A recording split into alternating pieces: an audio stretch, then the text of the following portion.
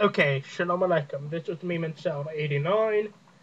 In this, I will be doing a video series on the Beatitudes. This video is the Beatitudes Part 1. And I purposely did Beatitudes, by the way. Basically, in each video, I will be going through one Beatitude at a time. The sources for the study, the King James Bible, the underlying text, Strong's Lexicon, and the New Testament Greek, the Hebrew Dictionary by Jeff Benner. Basically, the idea is to take it from the Greek and transpose it into Hebrew to get a feeling of what the sentence would be if it were translated out of Hebrew, if you will, or back translated from Greek to Hebrew, and then back into English, basically. So that to get a feel of the Hebrew, the New Testament from a more Hebrew or Semitic perspective. The first beatitude is, "Blessed are the poor in spirit, for theirs is the kingdom of heaven."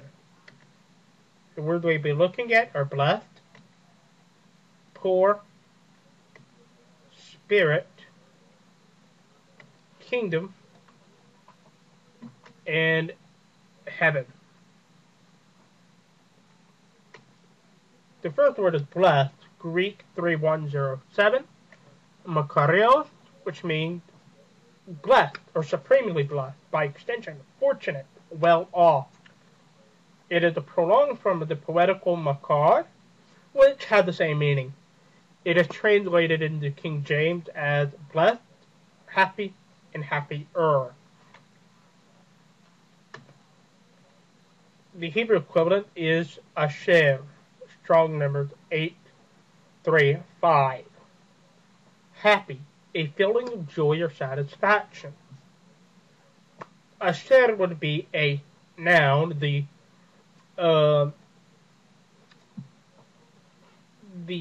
adjective form would be ashrei, I guess.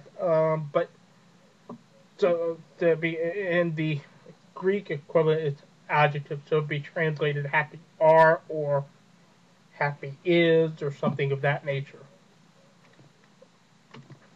The next word is poor, the Greek patokos, from pataso, which means to crouch, and it means a beggar, as in cringing, that is pauper, strictly denoting absolute or public mendicancy or humiliation, although also used in a qualified or relative sense, whereas the Greek 3993, or 3993, properly means only straitened circumstances in private, literally, often as a noun, or figuratively, distressed. Other lexicons give the meaning of oppressed. Translated into King James as beggar and beggarly and poor.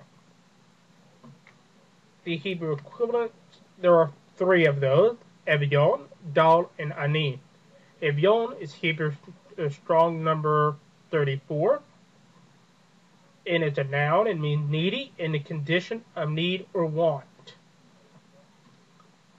The second word, Dal, is Hebrew number 1800. The noun weak, one who dangled their head in poverty or hunger. The third one, Ani, is Hebrew strong number 6041. Affliction, the cause of persistent suffering, pain, or distress.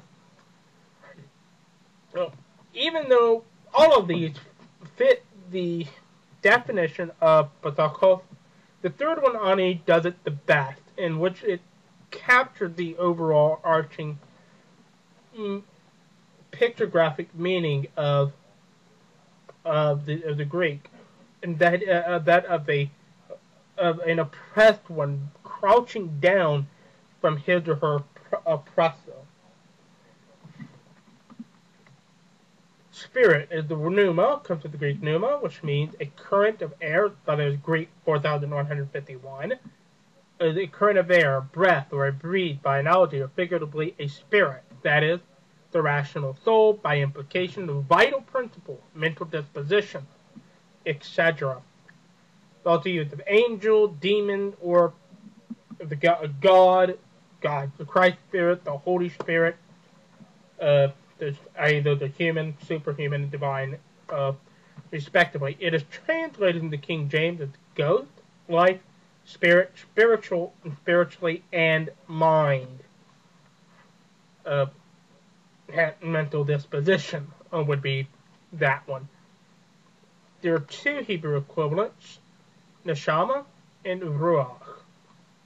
Neshama, heat strong number 5397, means breath, air inhaled which is air inhaled or exhaled, the breath of a man or God, the essence of life. Okay. The next one is ruach 7307, wind, a natural movement of air, breath, the breath of man, animal, or God, the character, a spirit in a space in between something, in between. So, but happy are those who are afflicted in neshama, or happy are those afflicted in ruach, if you will. The afflicted in neshama would be the affliction of the essence of life, basically. But the second, if you're afflicted in ruach, afflicted in wind, how is that possible?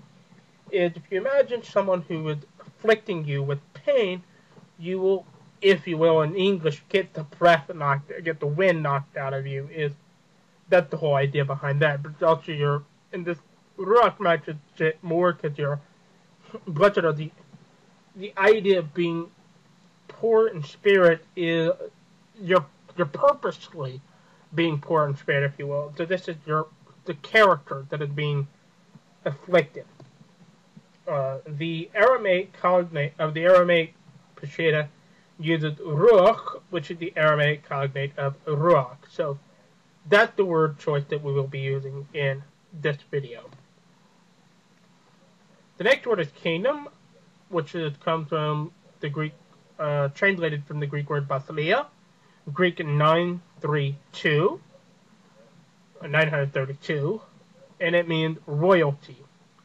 That is, rule, which is abstractly or concretely a realm, literally or figuratively. Kingdom is translated as kingdom and reign, respectively. The Hebrew equivalent is malkut, strong number 4438, and it means empire, the area under the control of a king or a king, or a kingdom. The next word is heaven, translated from the word oranos, Greek 3772, that is 3772, and it means sky, by extension heaven, by implication happiness, power, eternity. And it's translated in your KJV as air, heaven, heavenly, and sky. The Hebrew cognate is Shamayim, 8064 or 8064, and it means sky, the upper atmosphere that constitutes an apparent great vault or arc over the earth, place of the winds. So now that we have looked at all the Hebrew, all the words that we will of this study for this sentence, let's plug these definitions in and see what our new reading looks like. Happy are the afflicted in wind, for theirs is the empire of the sky. Now, before we leave off, I want to talk about the medieval Hebrew Matthew that we have. We have Shem Tov's Hebrew Matthew, Dutelet's Hebrew Matthew, and Munster's Hebrew Matthew. Shem Tov's Hebrew Matthew is a copy of the Hebrew Matthew written in Hebrew, appendix to a work by Shem Tov Ibn Shaprut, or a polemical work by Shem Tov Ibn Shaprut in the 1500s. And he basically did it so Jews would read the gospel and to be able to counter Christians more effectively, to know what Christians believe and counter them effectively. Basically, his whole approach is, what's the best way to humiliate Christians? Then tell them that they don't follow Jesus. That's Shem-Tov's approach to it. The second one, Dutello Tiber Matthew, is a Jean Dutello was a French priest who when visiting Rome, discovered a copy of Matthew in Hebrew, which he said he got from the Jewish community in Rome, basically speaking. So that's what we have there. We really don't know any other details on the discovery other than that. The third one, Munster Tiber Matthew, is a Hebrew Matthew written in Hebrew, a Hebrew copy of Matthew that Sebastian Munster, a Christian monk, received from a Spanish Jewish community, or Spanish Jew whom he had converted to Christianity. And he published it. Or before he published it, he thought it was poor and weak and needed working on, so he revised it a little bit. So with his copy of Matthew, we really don't know what the original Hebrew copy was or looked like before his redaction. We don't have it. And second of all, we don't know what Munster actually added to it either. So that's on that point. The one that really diverges from the Greek the most is Shem-Tov.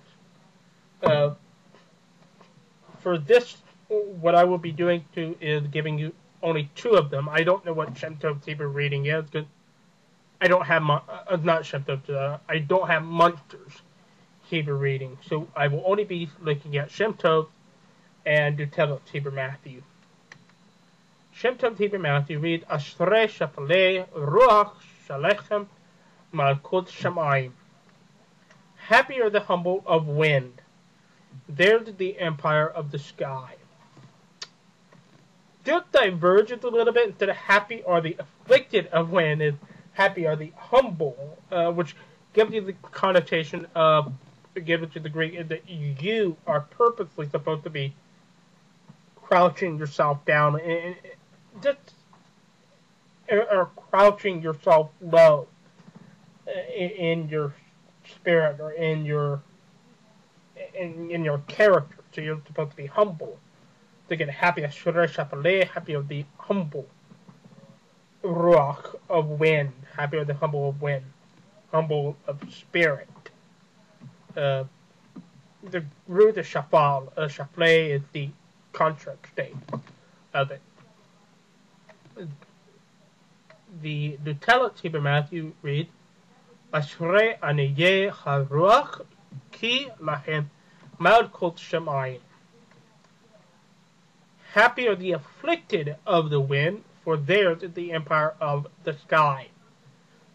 As you see, it uses ani, which means affliction, in place of poor, which would be the main difference between the Talit, from the Shem-Tov, and more or less on the line that the choice that we used in our study of our analysis of the passage from Greek to Hebrew. That's mainly the other difference between the two is the definite article hey in front of ruach and the word ki for be in front of lachem.